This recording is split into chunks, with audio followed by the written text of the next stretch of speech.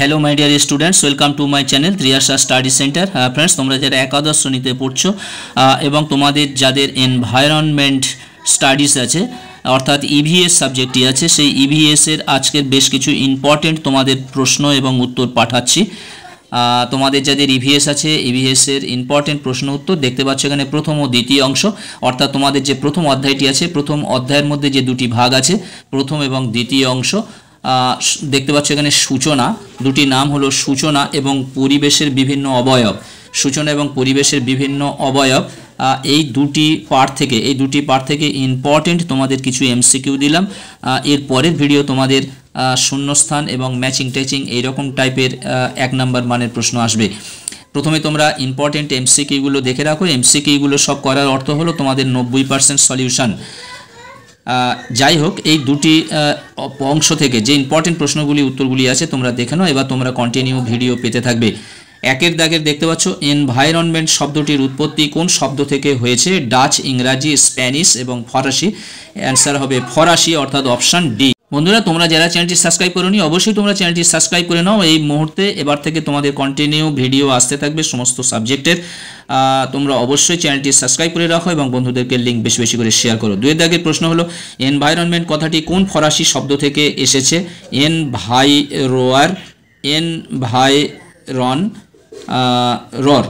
আচ্ছা এনভায়রনার এবং environment. Answer হবে এনভায়রনার শব্দটি থেকে এসেছে।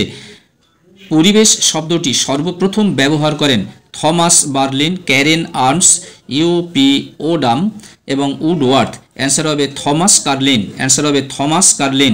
4 দাগের প্রশ্ন দেখতে পাচ্ছি সারা পৃথিবীতে কোন দিনটিকে বিশ্ব পরিবেশ দিবস হিসেবে পালন করা হয়? 5 এপ্রিল, 5 মে, 15 জুন এবং 5ই জুন। অ্যান্সার হবে 5 জুন অর্থাৎ 5 জুন। এরপর দেখে প্রশ্নটা হলো ইউএনইপি এর পুরো নাম কি? United Nations Environment Programme, United National Environment Programme, Environment Nation Energy Programme, United Nationality Environment Programme. অ্যান্সারটা হবে দেখতে পাচ্ছ ইউনাইটেড নেশনস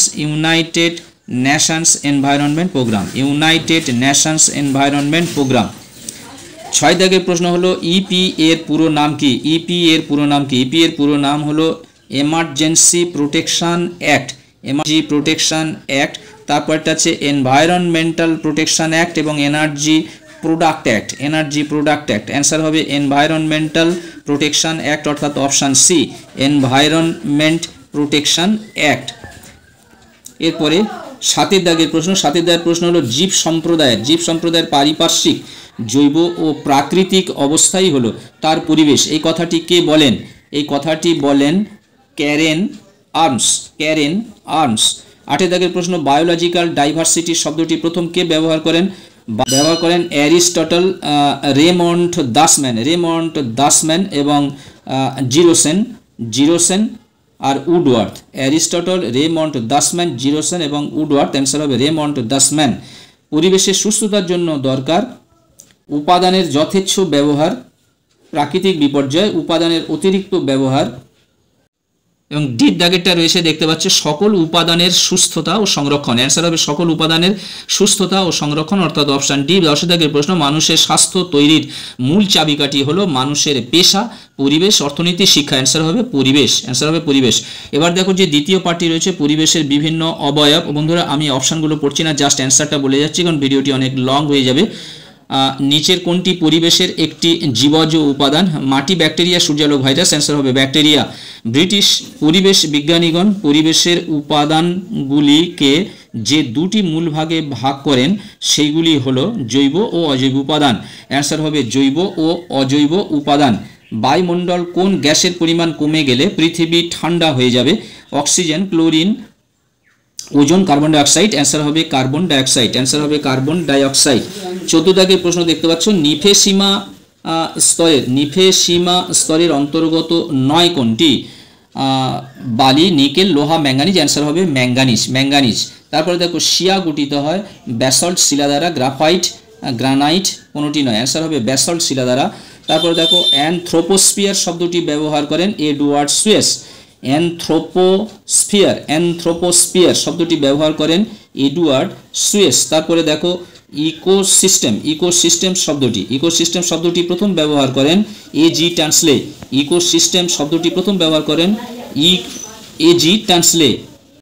বন্ধুরা এতক্ষণ কারেন্ট ছিল না, তাই একটু লাইটের প্রথম দিকে অভাব ছিল, এখন দেখতে পাচ্ছ পুরো পরিষ্কার। ইকোলজিক্যাল পিরামিড এর ধারণা দেন চার্লস এলটন।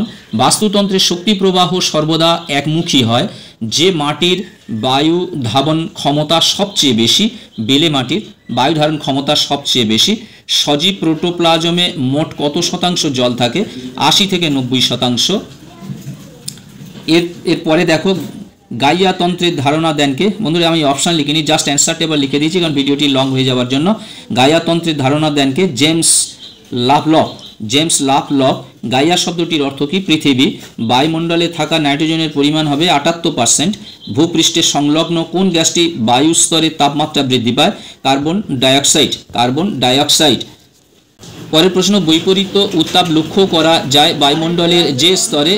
ট্রোনোস্ফিয়ার। ক্ষুব্ধমণ্ডল ও শান্তমণ্ডলের মধ্যবর্তী সীমারেখাকে বলে ট্রোপোপোজ। বাস্তুতন্ত্রের একটি স্তর থেকে অন্য পুষ্টি স্তরে প্রবাহিত শক্তির পরিমাণ হলো 10%। স্থির জলের বাস্তুতন্ত্রকে বলে লেন্টিক বাস্তুতন্ত্র। ট্রান্সফরমার এর উপাদান হলো নাইট্রোফাইং ব্যাকটেরিয়া। 31 দাগের প্রশ্ন, কেন্দ্রমণ্ডলের উপাদান হলো নিকেল ও তামা। নিফেসিমা ও প্রোফেসিমা কোন স্তরের অন্তর্গত? ম্যান্টল। তারপরে দেখো 33 দাগের প্রশ্ন, আবহাওয়া সংক্রান্ত অধ্যয়নকে বলে মেটেরোলজি। ওজোন স্তরের ঘনত্ব প্রকাশ করা হয় কোন এককে? ডপসন এককে। বন্ধুরা তোমরা যারা চ্যানেলটি সাবস্ক্রাইব করোনি অবশ্যই তোমরা চ্যানেলটি সাবস্ক্রাইব করে নাও, বন্ধুদেরকে লিঙ্ক বেশি বেশি করে শেয়ার করো। এখন থেকে তোমাদের সমস্ত ভিডিও টাইম মাফিক আসতে থাকবে তোমাদের, তোমরা অবশ্যই করে সাবস্ক্রাইব করে রাখো এবং লিঙ্ক শেয়ার করো। আজকের মতো ভিডিওটি এখানেই শেষ করলাম, আবার কথা হবে নেক্সট ভিডিওতে। তোমরা সবাই ভালো থাকবে, সুস্থ থাকবে।